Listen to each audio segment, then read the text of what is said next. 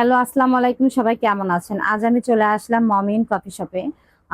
আজ আমার মনটা ভীষণ খারাপ ছিল, সেজন্য এখানে আসা। আর হচ্ছে এই ভিডিওর মাধ্যমে আমি আজকে কিছু কথা বলবো। যারা আমার খুব কাছের মানুষ ছিল, খুব প্রিয় মানুষ ছিল, তাদের ব্যাপারে বলবো। আবার কিছু মানুষ আছে যাদের গা খুব চুলকায়, আমাকে দেখলেই নাকি গা চুলকায়, আমাকে নিয়ে খুব সমালোচনা করে। তাদের কথাও তুলে ধরবো আজকে। তো কেউ ভিডিওটা স্কিপ করবেন না, ফুল ভিডিওটা দেখবেন।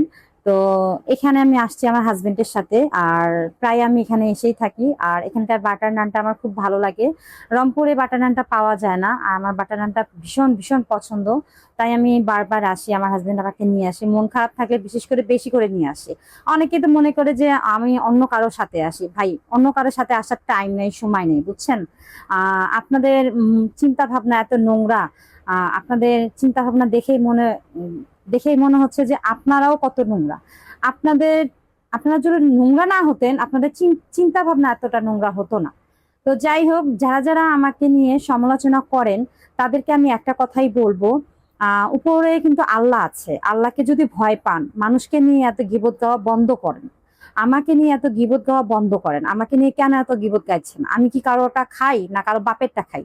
কারো বাপেরটা খাই না, কারো জামাইরটা খাই না, আমি আমার জামাইরটা খাই। হ্যাঁ, আমার জামাইরটা দিয়ে আমি চলাফেরা করি। আমার জামাইয়ের যদি সমস্যা না হয়, ঠিক তোমাদের এত সমস্যা কোথায়? আমি তো বুঝতে পারতেছি না। আমাকে নিয়ে অনেকেই সমালোচনা করতেছো, সবই আমি শুনতে পাচ্ছি, সবই আমি জানতে পাচ্ছি। তোমরা কি বলতেছো যে আমার সাথে এ মিশলে খারাপ হয়ে যাবে, ও মিশলে খারাপ হয়ে যাবে। ভাই, তোমরা কত ভালো মানুষ। তোমরা যদি ভালোই হতে, তাহলে আমাকে নিয়ে সমালোচনা করতে, আমার ভিডিও দেখে আমাকে নিয়ে আবার কথা বলো, এই ভিডিও করে বেড়ায়। ভিডিও যদি এত খারাপ হাতে ভিডিও দেখো কেন ভাই? চোখে পট্টি লাগায় বসে থাকতে পারো না?